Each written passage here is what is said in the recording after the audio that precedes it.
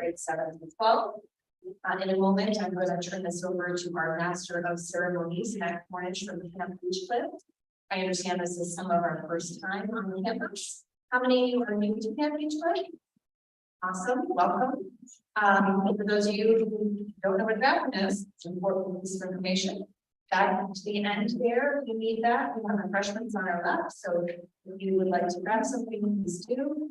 And I think everybody else knows how to use the microphone. So I think we're just about ready to get started. I did ask our building principals to just share one word that captured these school-based competitions. I think this is going to be a little bit of a teaser for all of us.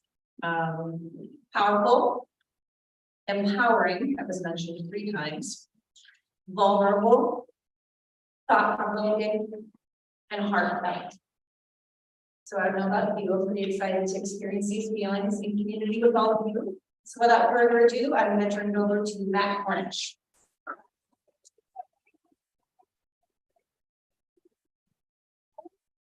Good evening and welcome to the annual district speech contest. My name is Matt Cornish, Camp Director here at CTC. And just one more sort of addendum to the back of notice. If you're someone for whom a binary option does not jive, our individual stalls are going right across the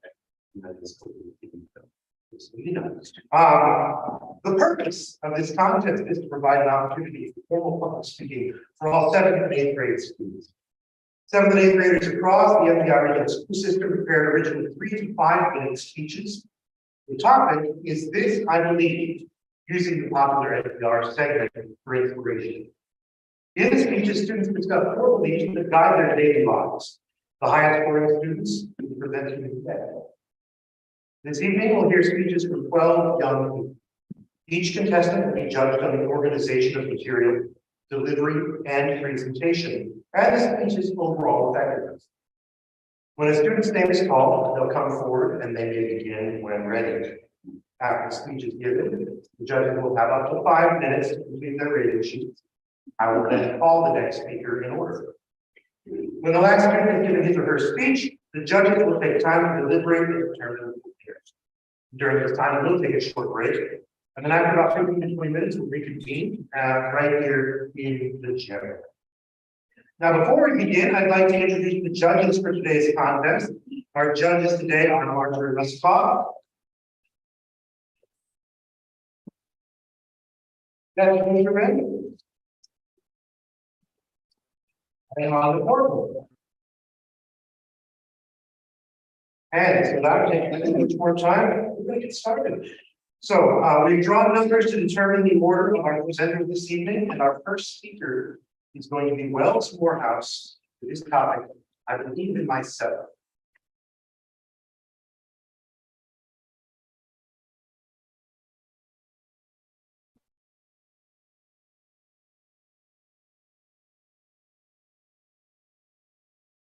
I believe in myself. I think believing in yourself is truly important. You'll always have the power and opportunities to change the world for the better. It is important to strive to be the best version of yourself, no matter what steps you take. I have faith that I can achieve my goals and become a productive and beneficial part of this world. According to Goals Calling, 20% of the population sets goals for themselves, and only 30% of those people actually achieve them. That tells us that only 6% of the people in this world reach their goals. Think about that. Have you set a goal for yourself? Did you achieve it?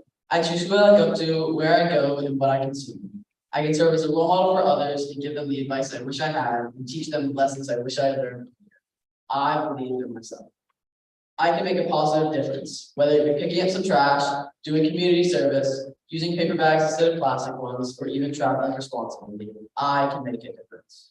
When I was 6 years old, I went to a beach in New York, Maine. My mind full of innocence and pure joy when I stumbled upon a plastic bottle cap in the sand. I asked myself, why is this here? Why not in the trash? I hadn't yet grasped the idea that someone wouldn't throw something away, but leave it in the sand and for it to lie there for 450 years before it fully decomposes.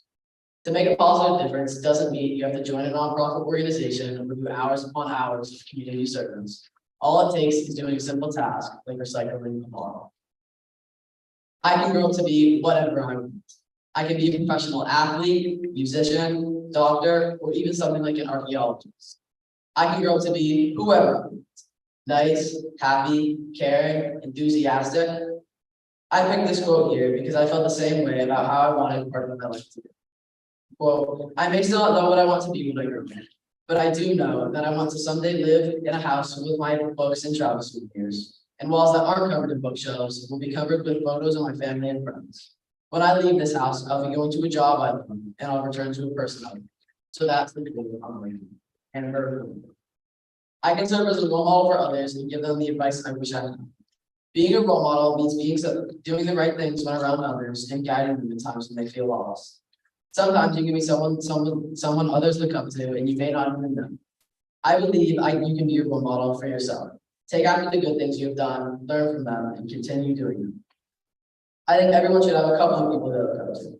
For example, you could look up to an artist to help you learn to have dedication, or an athlete to help you learn to have patience. I believe it's healthy to have that person change throughout the course of your life. I used to look up to an NFL player. I learned and took after him. I grew apart from that player and decided it was time to move on. An example of a great role model is a father. You may have heard of Tom Brady. Before one of his many Super Bowl appearances, he was asked who his hero was. Tom became very emotional after opening up about his father. I feel like this quote sums up how your father should and can be a significant part of your life. Quote, becoming a dad means you have to be a role model for your kids and be someone they can look up to. Wayne Rooney. These are two examples of how I would like to be a role model sometime in the future. I believe that I will make a positive difference. I will grow up to be whatever I want, and I will serve as a role model for others.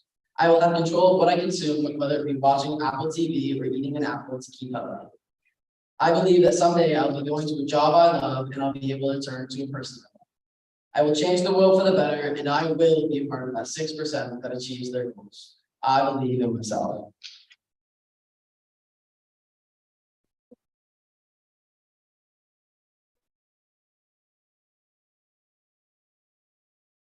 That is no.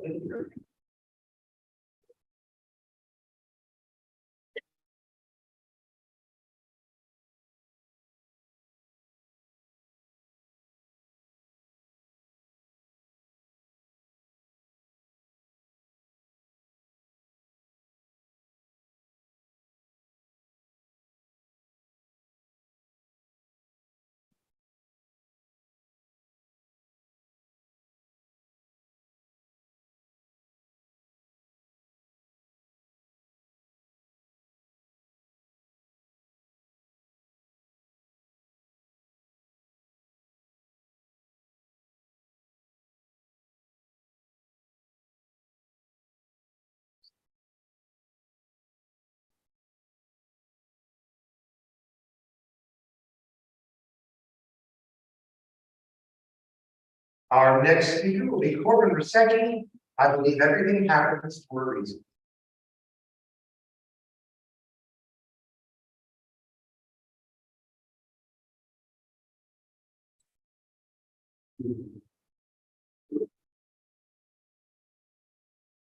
I believe that everything happens for a reason. I believe the more you put in, the more you get out. I believe that things that hold value aren't always easy to attain. I believe everything happens for a reason. A time I can remember when things didn't go my way, soccer playoffs this year. I had been playing on 2 separate teams, one of which was a school team and the other was a club team. My club team did terribly. We lost all of our good players due to them going into high school. My school team, on the other hand, was looking far more promising. We were arguably the best team in our district, and we had a good balance of athletic players. As we advanced onto the playoff, we won our first game by a few goals, and all we needed to do was win one more game, and we would be in the championship. When that day came around, my teammates and I played super hard and gave everything we had. They ended up beating us in penalty shots. This, at first, was hard for me. I had been waiting to bring that trophy back since the summer before. I needed to lose. Let me say that again. I needed to lose. It was so important. The feeling when things don't go your way are lifelong lessons. Just recently, I had a basketball game. Within the first few minutes, I sprained my ankle. For the rest of the game, I had to sit on the sideline cheering on my teammates. All I wanted to do was go out and play basketball, but I couldn't. I believe this happened for a reason. Maybe this was a call for help. Getting injured got me into physical therapy. I have learned since going that I had a very weak ankle, which could have been terrible if I'd gotten injured harder. That's why I'm grateful that I got injured in middle school basketball, where it doesn't really matter as much. I believe the more hard work you put in, the more improvement you'll receive.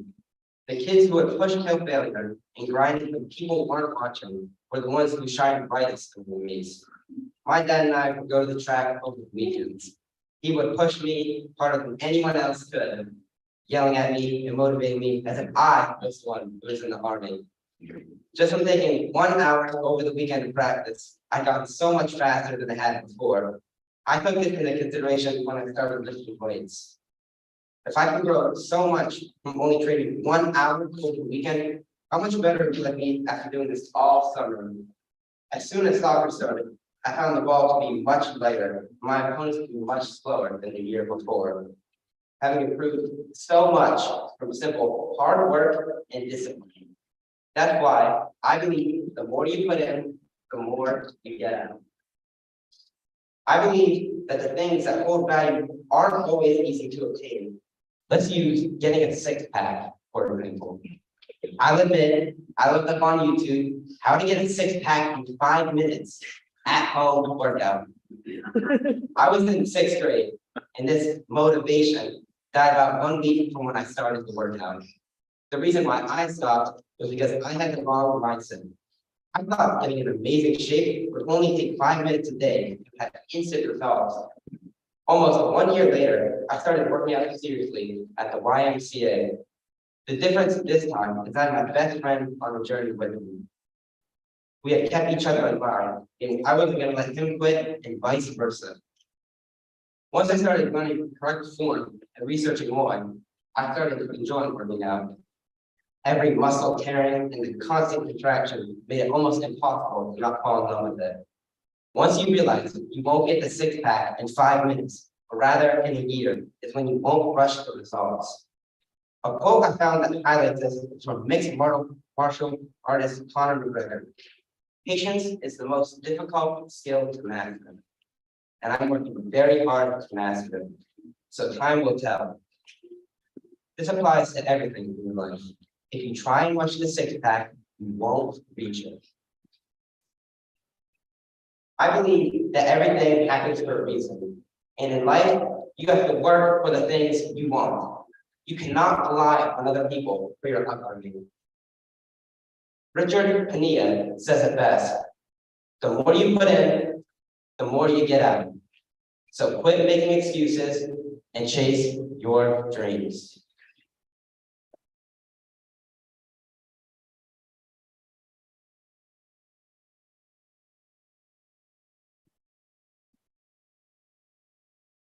Before the judges.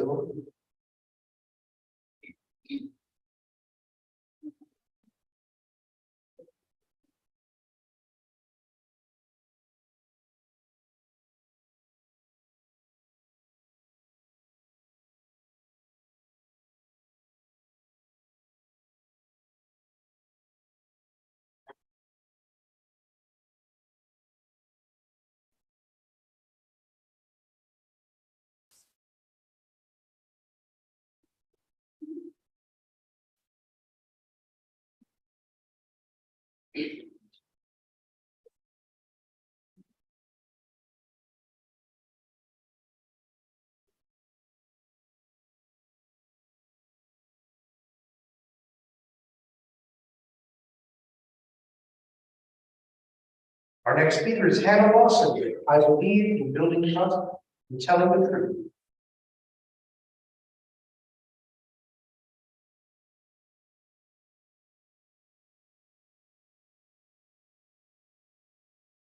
Have you ever asked yourself, what do people think about me, or what do people want from me?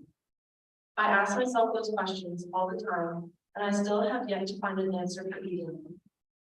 I've always tried to be nice to people and help people when they need it, but recently I've been struggling with telling people my secrets, thoughts, or even simple things.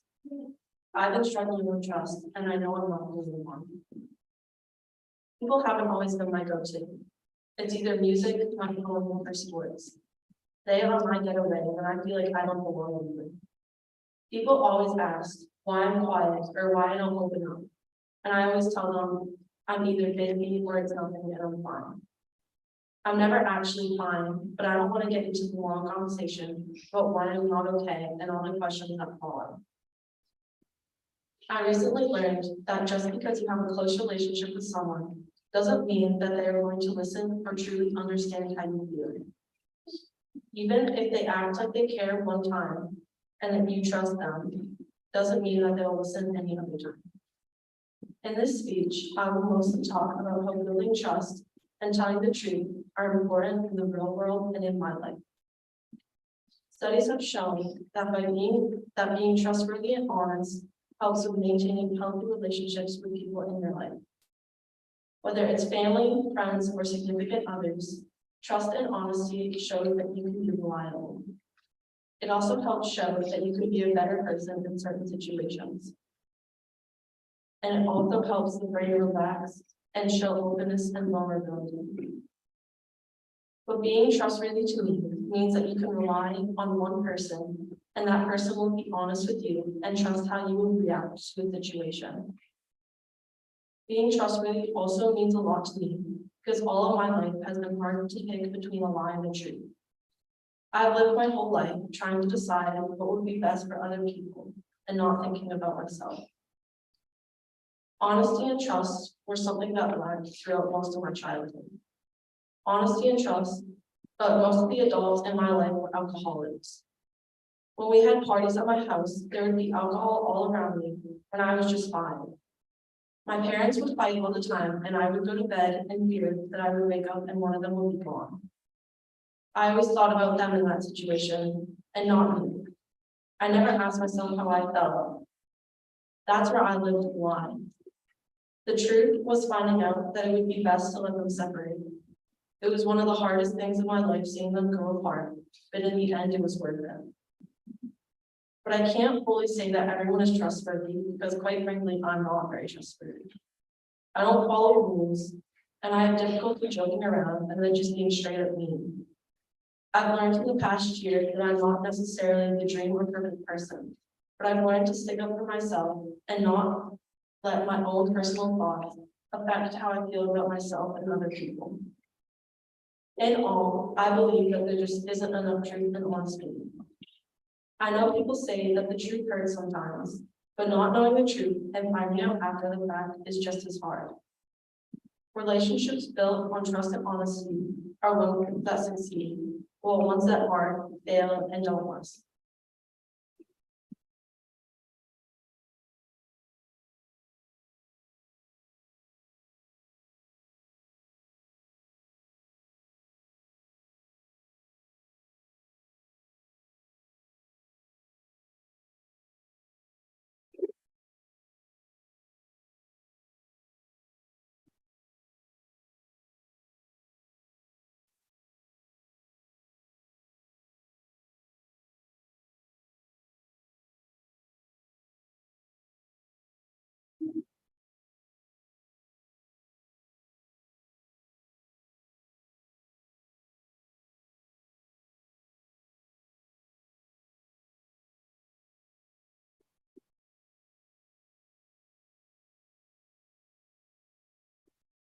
Our next speaker is Molly Doherty with Forgive or Forget.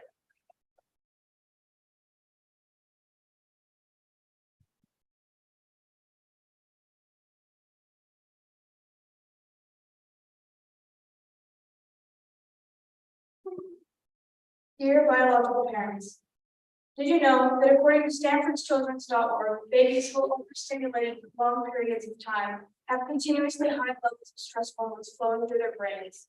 The research tells us that they are at risk of ongoing emotional and developmental difficulties. When I say overstimulated, I mean fun or happy. I mean stressed, scared, and hiding. You had known, you most likely wouldn't have taken a 1-month-old baby to a party with adults getting high on drugs and getting drunk. However, I believe that everybody should be forgiven. When I was a baby, my biological parents made the mistake of bringing me as a newborn to a 2 a.m. party when there was alcohol with friends. The biological father got into a fight with someone and the cops would follow.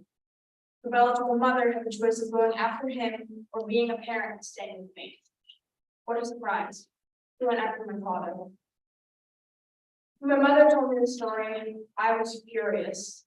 I was also confused, but my anger was higher than confusion, and I blocked out the confusion and stopped the anger.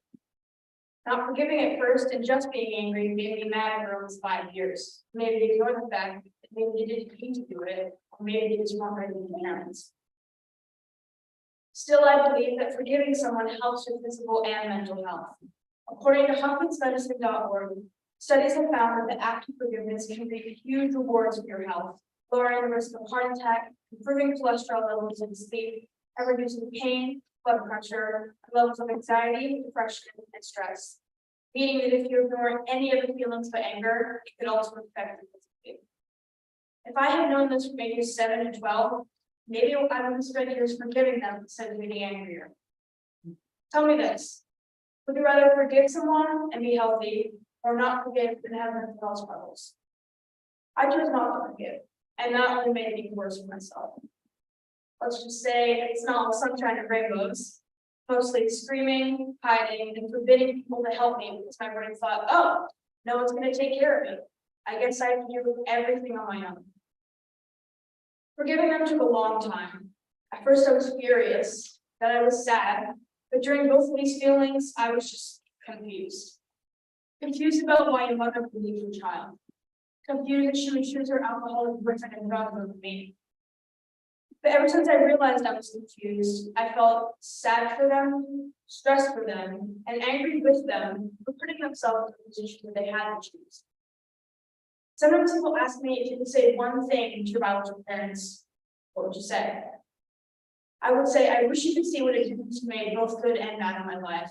I hope you have a good relationship with your other kids and have a relationship you couldn't have with me.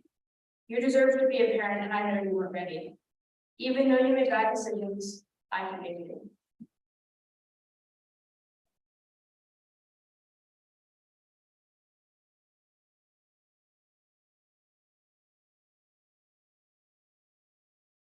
Wow.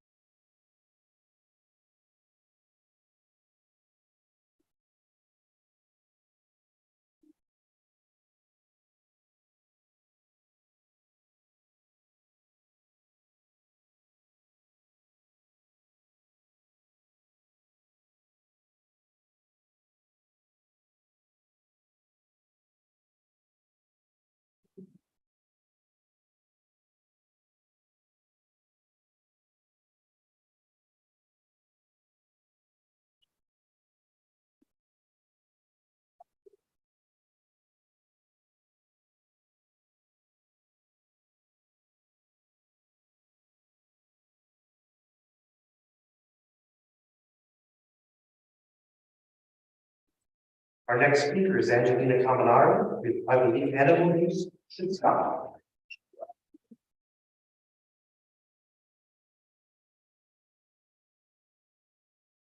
Do you just assume that everyone will give animals unconditional love? Our dogs, cats, horses, guinea pigs, mice, etc. give the support, love, and care that they need and depend on?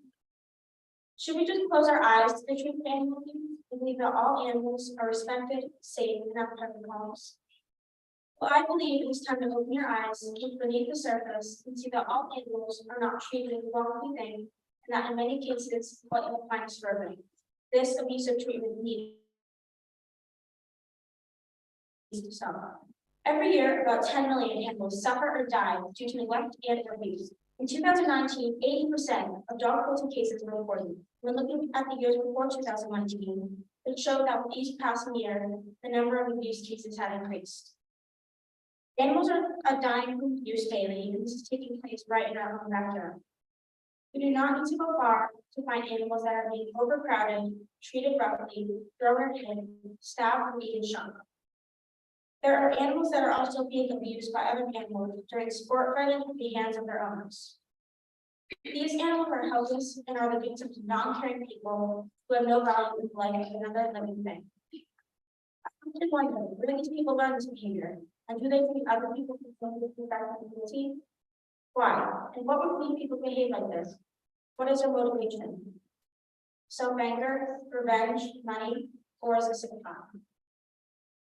Sadly, every animal that's abused feels fear, pain, and desperation, and it takes a lot of care to work to restart trauma and make those animals healthy and whole again. Unfortunately, many of these abused animals are left with such huge amounts of trauma, there is no way to erase the unfair, horrible treatment of their past. There is no escape for animal abuse. There are people who simply do not see animals as living creatures, but rather as objects of animals. These animals are not seen as having living, breathing souls that have the ability to love and feel. There are those who intentionally cause harm to animals for sport, money, or for entertainment. One common example of entertainment abuse is the racing of greyhounds. These dogs are drugged and pushed to race even when they are injured and suffering. Monetary bets are placed on them and the owners need them to win. When they can no longer perform and win, they are thrown away like pieces of trash. Racehorses are another animal that's abused for sport. They too are given drugs to block injury, which only makes them worse, and again put on kill trucks where they are no longer valuable. Dog fighting, cockfighting, and hog dog fights, during which one or more dogs are poked to fight or wild boar or pig. Often the tusks are cut off the boar or pig to give the dog the advantage. Often the terriers or hounds are released to check the loose and snout of the trapped pig, which has no chance of escaping. Pit bulls are the main animal used for fighting, as they are athletic and were selected and bred for the fighting club. People see these dogs fighting on TV or in real life and believe these dogs are dangerous, so they make it their mission to make them extinct. These poor animals are made to fight one another for audience entertainment, and all these things have one common denominator: money.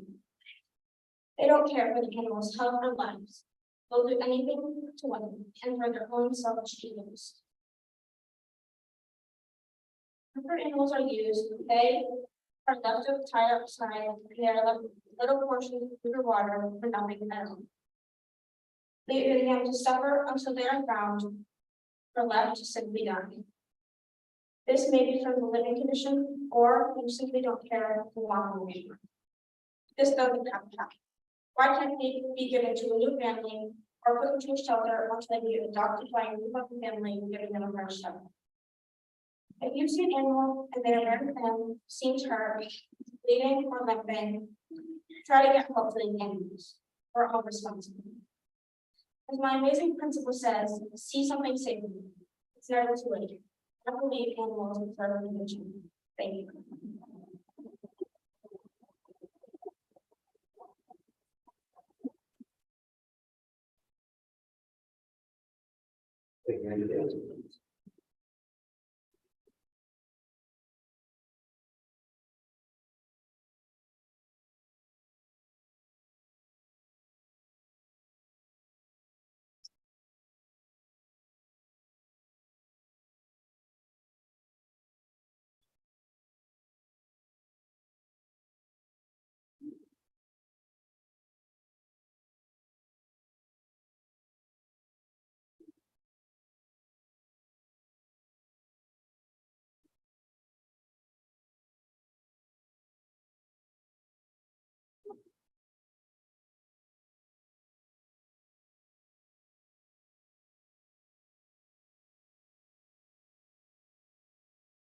Our next speaker will be Noah Throckmorton, who will speak on patriot.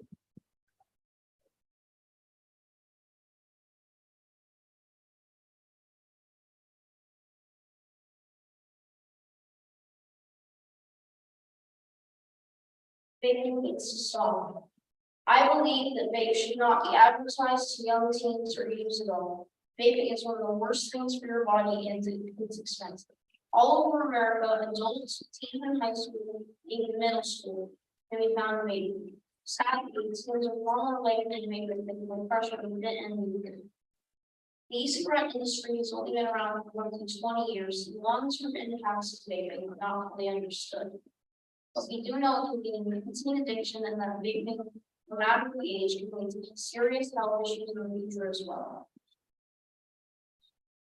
Cherry limeade, peachy roots, strawberry juice, unicorn milk.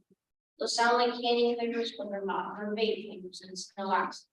Creative flavor naming is just one way vape companies advertise to young people. Another way they do this is by making the labels of these flavors look like candy toppers. These companies are dishonest and make the vapes look like edible candies to put them on attractive.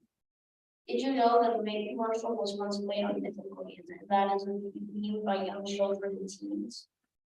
Another way vape companies entice kids into vaping is by showing people doing tricks with the exhale vape. The internet is full of these videos that try to make the activated commercial performance fun and challenging. Kids buy more expensive modifications and practice trying to replicate the tricks without even realizing it. These kids and adults are winding and behind. Vapes are addictive and can harm brain development and children and young adults up into their late 20s. When kids introduce nicotine into their bodies at such a young age to cause irreversible damage that will hold them back from a completely healthy life. And because nicotine is one of the most significant chemicals in the planet, quitting will be a difficult challenge. It is strange to think that all of the money people pay to vape and all the money they pay to get help to happen. Vaping can cause coughing, dry mouth and throat, shortness of breath,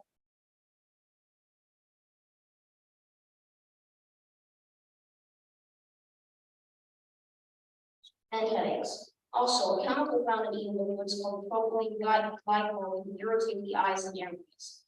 And definitely glycol, a toxic chemical used in antifreeze that's linked to lung disease, is also found in vape liquids. Vaping habits can also deteriorate teenagers' academic and social relationships. A teenager becomes highly addicted to nicotine, they will often choose the opportunity to vape over attending classes or spending time with family and friends. It's not only damaging students' academic performance,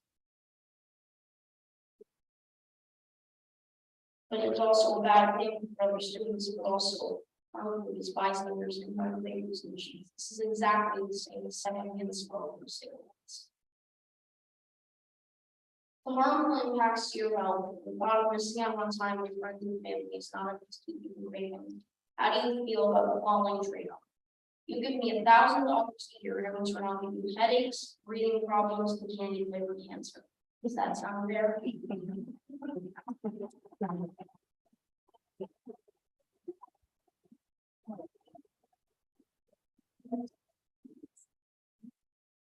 you. No.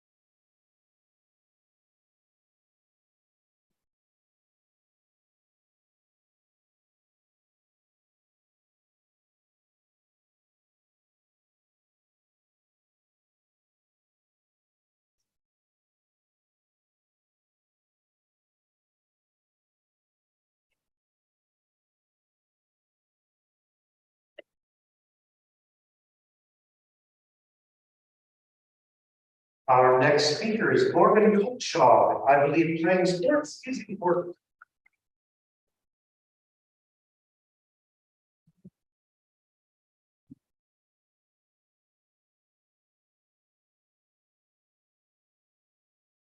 As an athlete, I've always learned that why it's so important to play sports. Don't get me wrong, I love playing sports, but I've always wondered what the true importance was.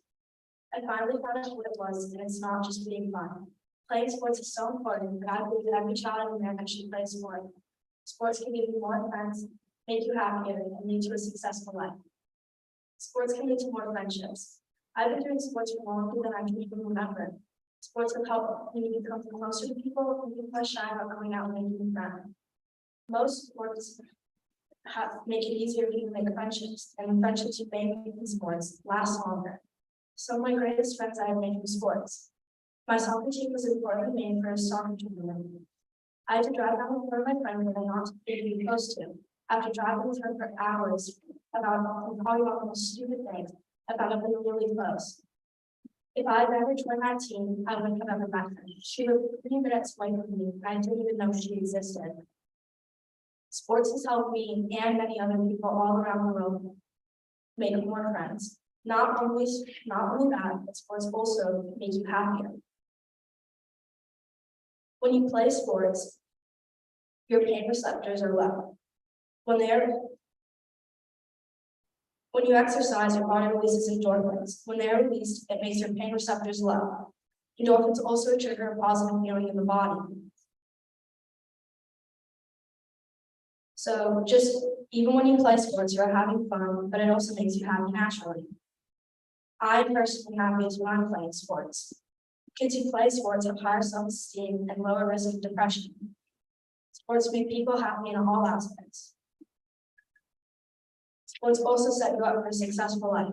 My parents have always told me that the most important part of being successful is being well-rounded. My dad tells me schools look for kids who are good at school, do sports, do community service, and also are just generally good people. If you look at most smart, successful people, they have done sport. There are even some jobs that to be accepted, you're going to have to have done a collegiate sport for at least 1 year. Quote, when you look at the skills developed in team sports, it is easy to see that the foundation for a well-rounded individual, the connection. Sports can help improve your health. It keeps you in good shape. It gives you the knowledge of how important it is to stay healthy. Not only that, but it gives you a sense of determination, problem solving, and gives you stronger social skills. People who play sports have a higher chance of going on to greater things after high school. Quote, in a survey of 14 school districts, researchers found that 96% of dropouts didn't participate in an athletic program. It's probably also no coincidence that 95% of the Fortune 500 executives participated in high school athletics. Sports set people up for success. They teach you what you need to work for from a young age, and it carries on through adult life. Sports give you more friends, make you happier, and it sets you up for success. When you play sports, it brings people into your life that can become lifelong friends. It's scientifically proven that when you play sports, it makes you happier. And many times, sports have led to a successful life. Every child in America should play a sport, and I hope all of you take that into account. Whether it's your school's team or a club team, you should go to tryouts, because you never know what might happen.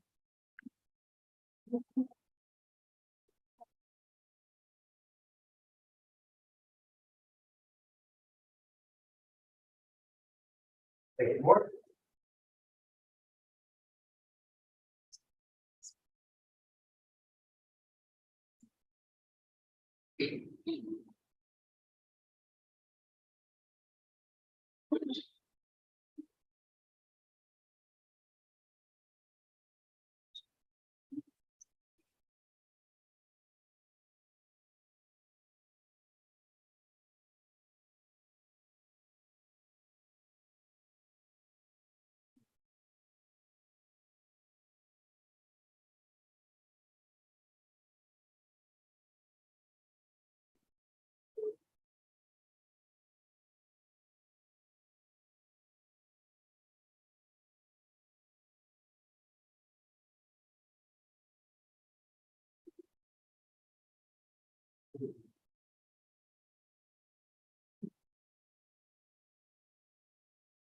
Our next speaker is Gabriella Joy with I Believe in Having a Can-Do Attitude.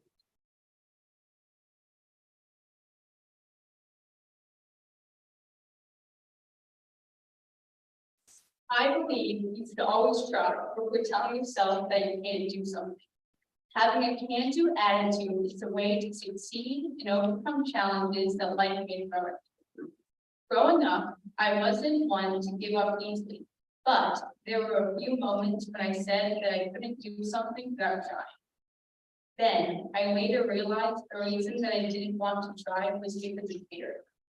When I was younger, I was out hauling with my brother on a sunny summer afternoon. We were setting traps on a lobster.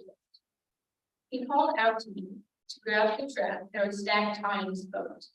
I didn't want to do it because the trap was at a bad angle, and I thought that if I would grab it, it would fall on me. I said, no, I can't. Then my brother answered me saying, don't ever say that you can't do something without trying it first. Those words of advice have stuck with me ever since that day. I'm convinced that one of the main reasons why people don't want to try to do something is because of fear. This can cause a lack of confidence in one's ability to try something new. Fear of failure, or in some cases, the fear of getting hurt if they try. I, for one, had experienced that myself multiple times. For example, one time I was planning on climbing Mount Katahdin with my family. In the planning process, being fearful of heights, I started to be discouraged. I began to look at photos online of some of the hiking trails there. Eventually, I realized that I was talking myself out of maybe going. My biggest fear was that I would fall and tumble down the mountain, especially on some of the very steep trails. I needed to build my confidence up when I was going down this mountain. So I started saying to myself, I'll be fine, I can do this, it's going to be good. Doing this taught me that it is extremely important to speak positively when trying to overcome fear. I did not let fear stop me from doing something that I really wanted to do. I hiked that mountain and overcame that fear.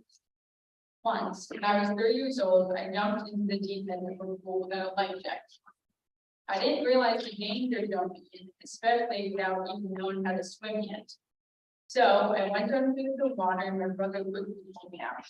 I remember feeling very scared, shocked, and pained, so it left me fearful of drowning. Because of that experience, it led me to be fearful of falling in rough weather. I lacked confidence in my swimming ability. I thought if I fell in the pool, I would drown. I wasn't that experienced of a swimmer then. How did I overcome that fear and have a can-do attitude?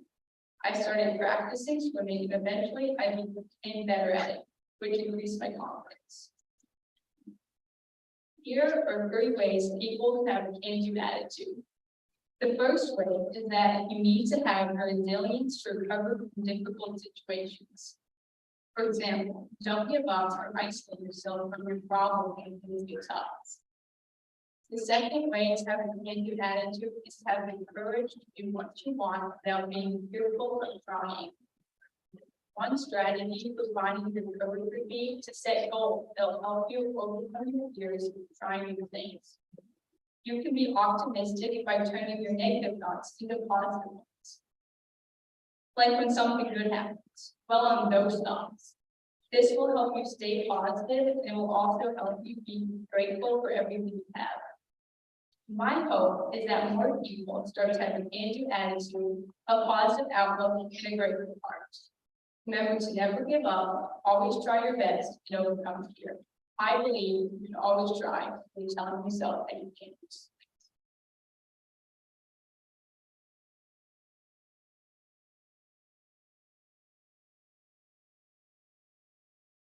Thank you, Gabrielle.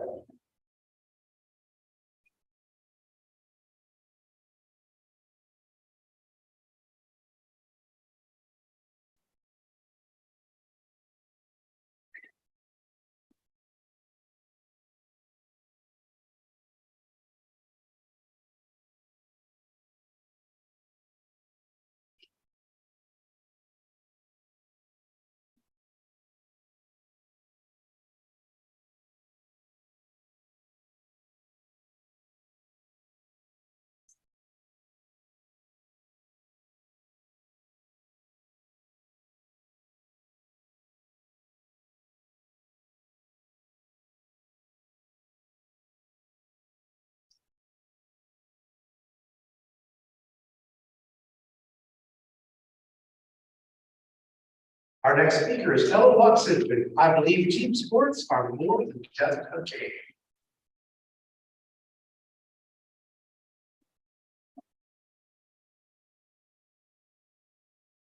I believe that team sports are more than just a game.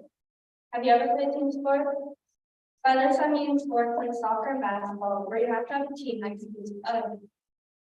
I've been playing team sports since I was 5. That means I've been playing sports for almost 8 years. What I've learned is that sports help you form friendships, teaches you life lessons, and a lot about hard work. So in my speech, I'll be talking about how team sports might have an effect on you and how they affected me.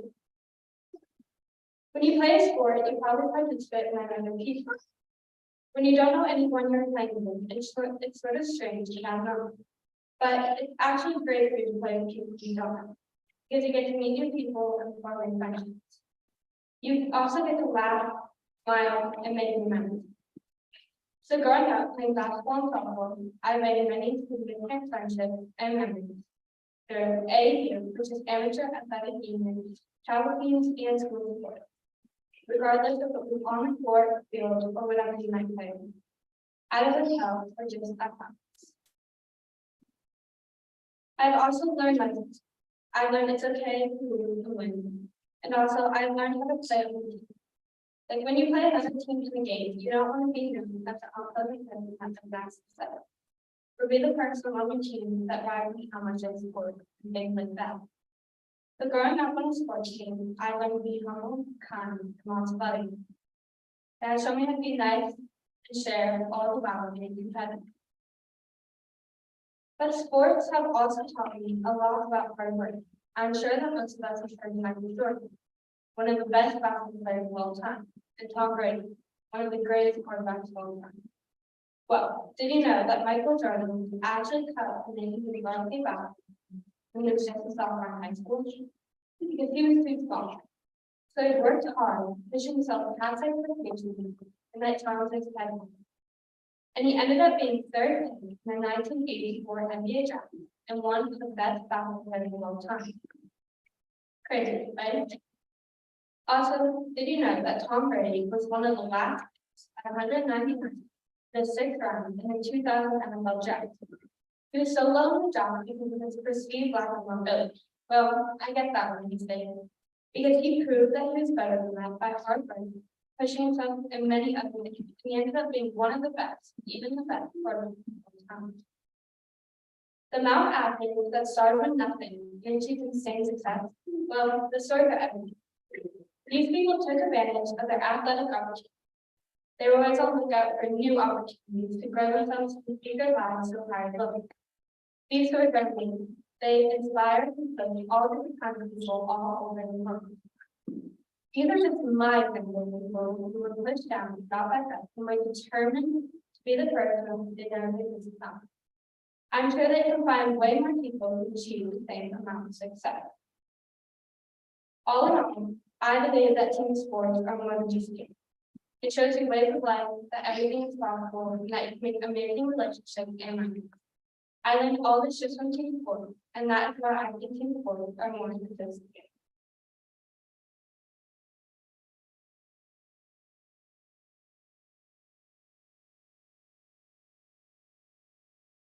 Thank you, Ella.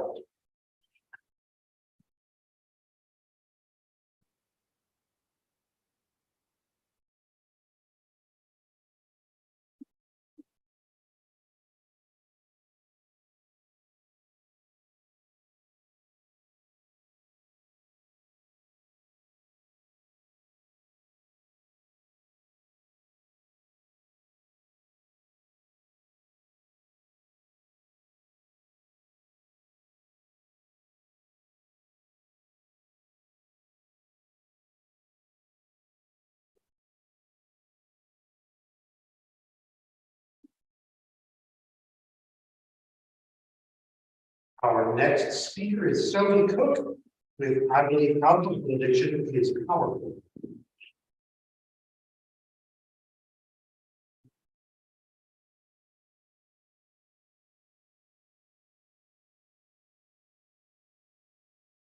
I believe that alcohol addiction is powerful and it can affect many people's lives. People have rights to buy alcohol, and if you abuse those rights, your life can be taken away from you. Your loved ones will keep you like you're a whole different person. Alcohol can rip your life right from your fingertips if you overlook the dangers and the addiction that comes with it. People who are addicted to alcohol look like any other person, but their actions are much different. In the article, Alcohol in the Brain, it says alcohol makes it harder for the brain areas controlling balance, memory, speech, and judgment to do the drugs, resulting in a higher likelihood of injuries and unprevented outcomes. This addiction will not only affect you, but it will affect others. Let's take just a totally random 30-year-old man, and he's starting to be addicted to alcohol. He has a wife and 2 children.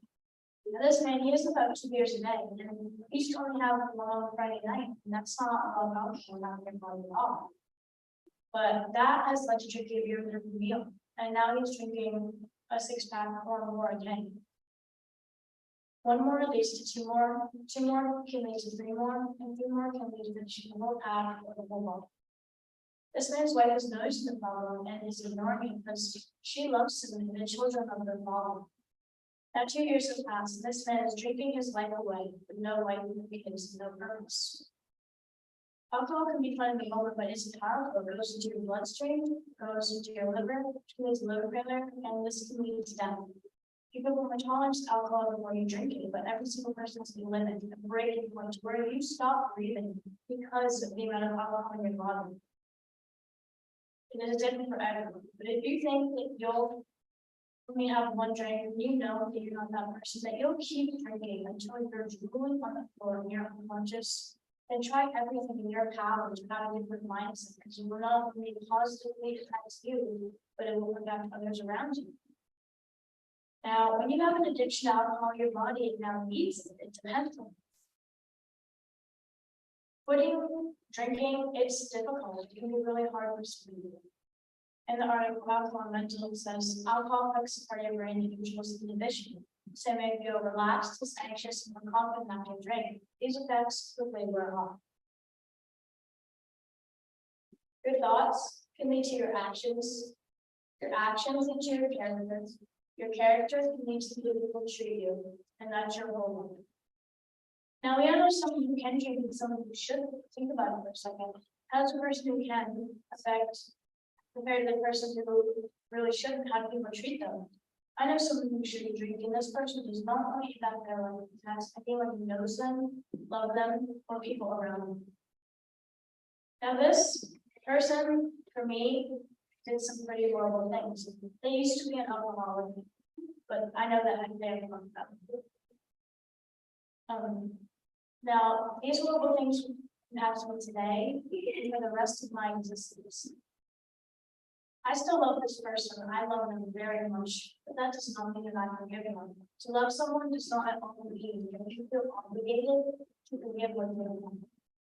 Now, my mother, she is the strongest person I know because she got through this. And not only did she get through it, but she helped me and everyone who was involved with it as well. And not only having one of the volunteers. Now, if you have someone with alcohol addiction, you may know what I'm talking about, because when this alcohol comes to the drug, a lot of them comes out, or they're going to change the behavior. This is just from seeing first. Love lives however, because they know they know it needs to be without thinking. This can lead to making promises you can't keep. It can lead to not trusting someone. It can lead to almost destroying someone else's life. And they don't even drink, but they know someone who does, and they love someone who does. I believe that alcohol addiction is powerful and it can affect many people's lives. Drinking alcohol is a risk for a normal person, or someone with addiction, it's worse. People 21 only have rights to buy alcohol. Usually, when people start, this puts them at a higher risk. Now, if you're addicted to alcohol, you love it, treat it, you don't want to live with your heart. All these risks, people still get accessible. If you have a drinking problem, reaching out to someone who can help, you can save your life. And that was hard for me to share, but I did because I want every single person in this room to understand how dangerous alcohol can be with this individual.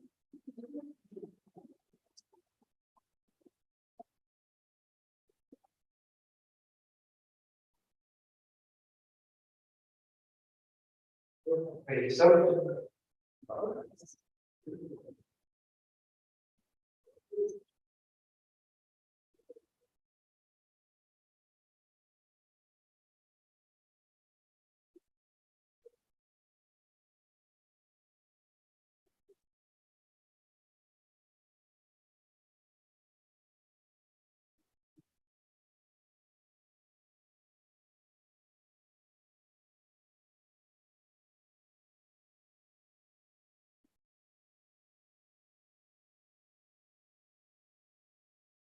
Our next speaker is Abby Butler with I Believe People's Actions and Words Are Power.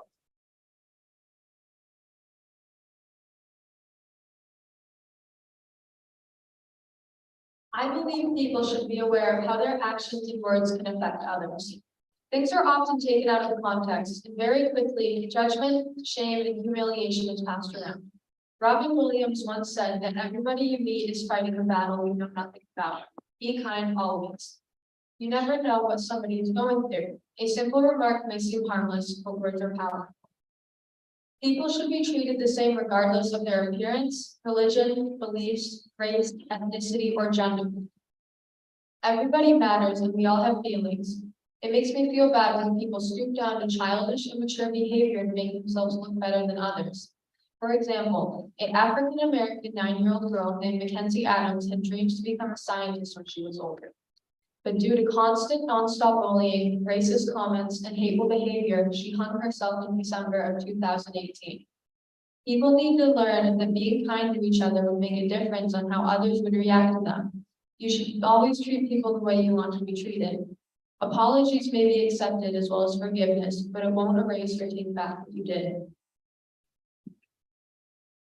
I know this because I still remember when I was in 6th grade, one of my classmates would go out of her way to make me feel bad and try to humiliate me.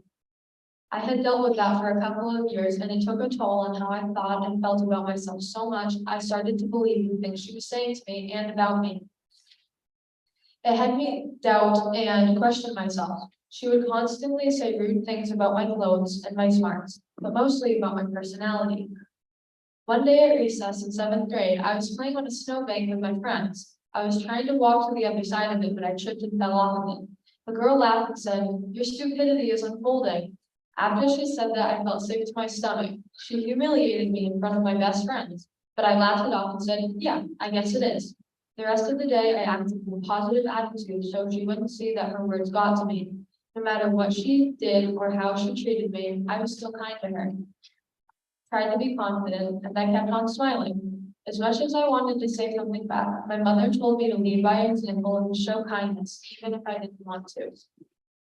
It might be hard to hold back or want to say what you want to do. However, no reaction is better than lashing out.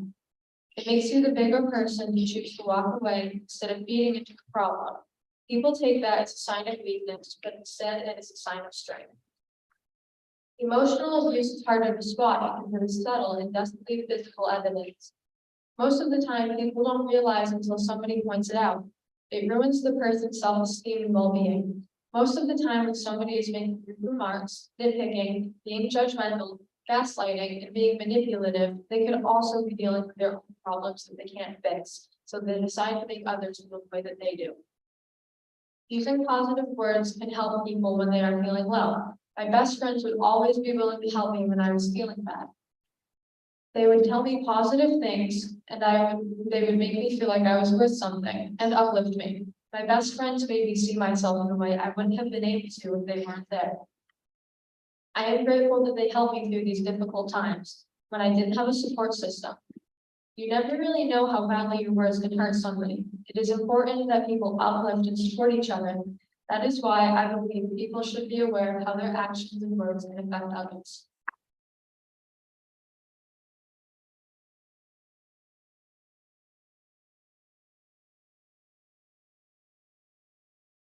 Thank you, Abby.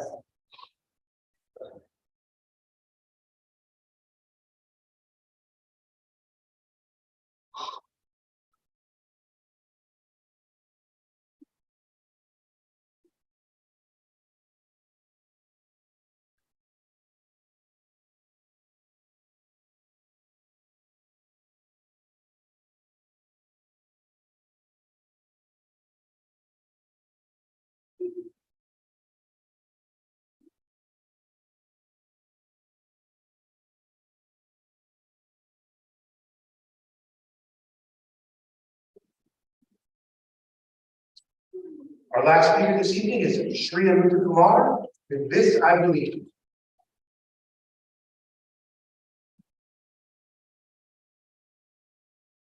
To believe is to accept of something.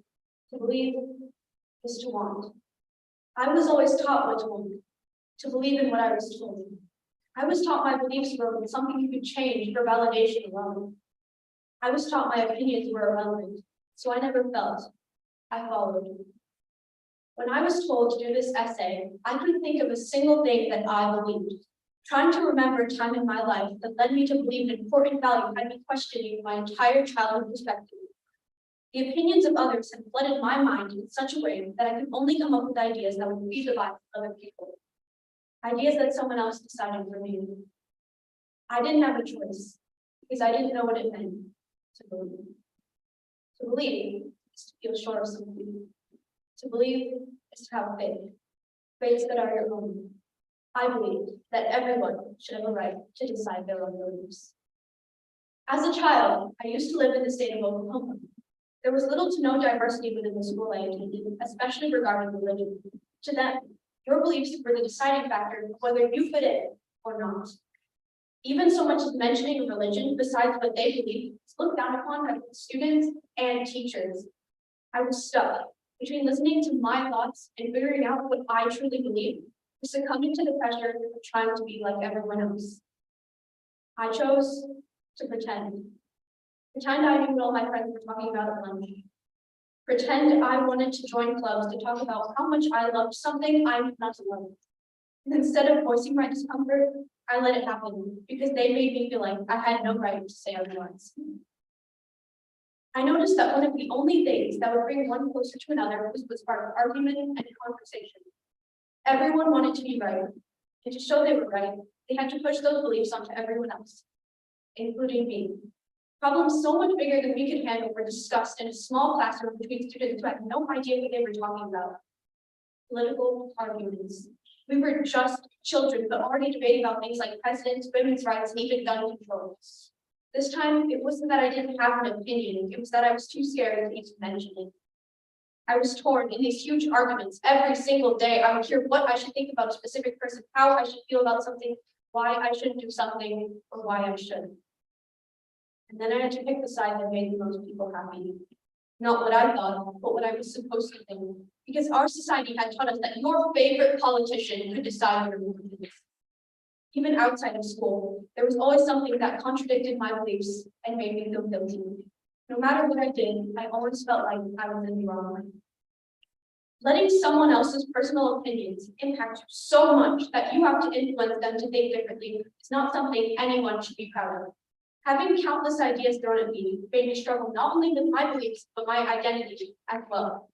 I used to wonder if my thoughts and my opinions were ever going to be enough. What I didn't know is they already were. As I got older, I started to grasp the concept of what it meant to truly believe. I realized that I have a choice to decide what I want to believe in. That realization brought me to start becoming who I want to be, not what others did.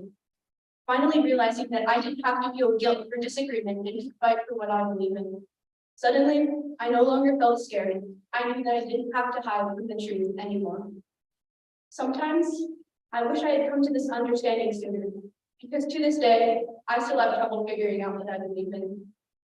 However, I do believe in myself. I believe in my ability to figure out my opinions. If believing means not letting others define your thoughts, I still have yet to define myself, but I don't need someone else to do it for me. I don't need someone else to decide who I am.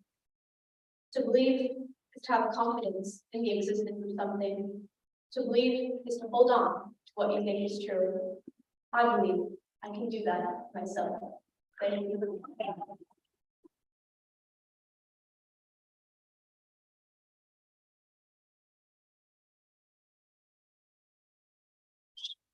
Thank you, Shreya. Let's get one more round of applause.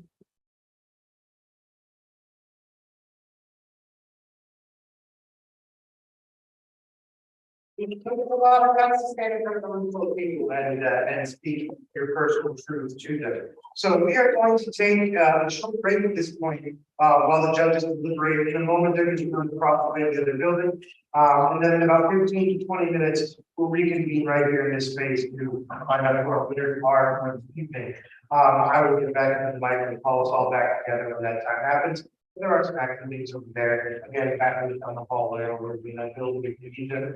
As we take this break, I'd just like to take a brief opportunity to remind everyone that can't reach this first round of registration for summer camp. We'll be open until this coming Monday, and then we'll go down that first round.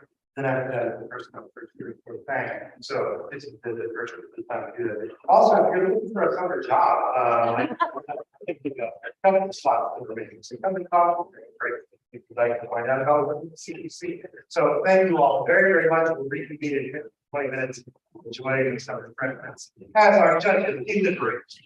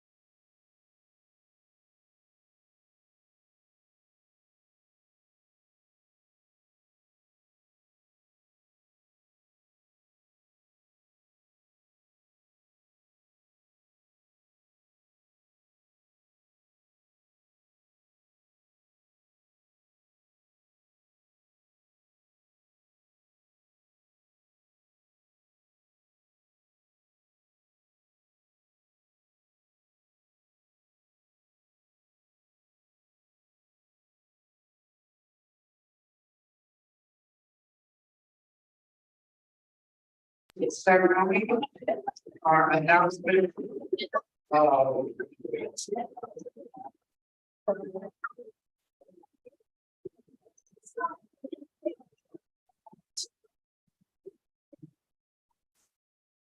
So before we find out the results, this evening, I'd just like to take a moment to give one more big round of applause to all of our speakers.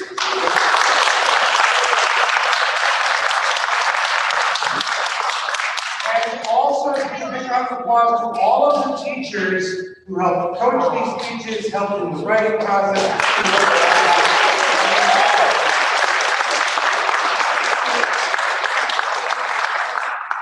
So we've had an evening where we can all acknowledge belief is powerful, belief is personal, and we have heard speeches ranging on topics from addiction to the value of sportsmanship and team play, to believe in yourself.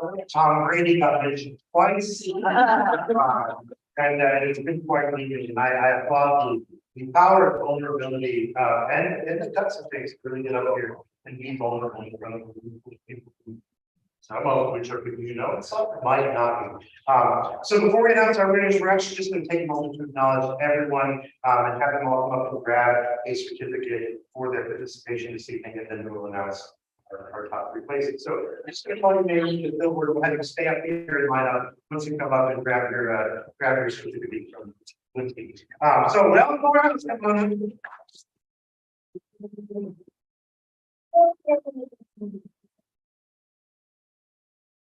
Hello.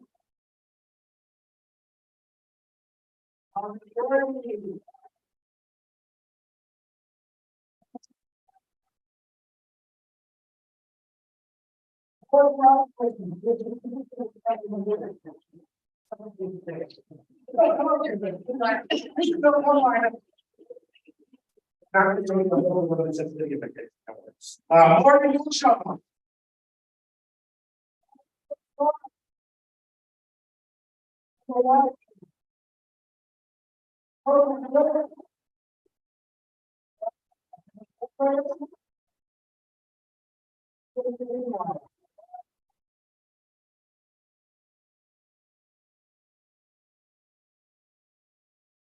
And now for our top 3 places this evening in this year's public contest. Julie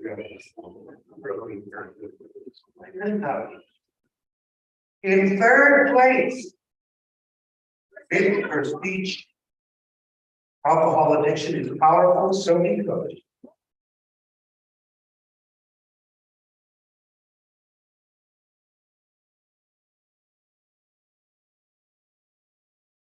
In 2nd place, we forgive or forget Molly Doherty.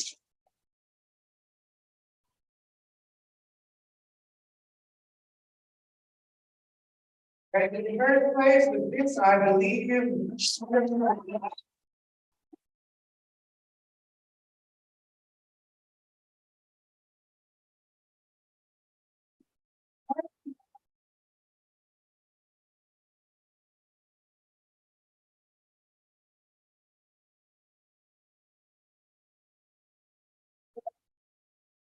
Thank you all for your presence. Thank you all for coming out this evening to support all these fantastic activities. Anything else to add this evening? Have a wonderful evening and good night.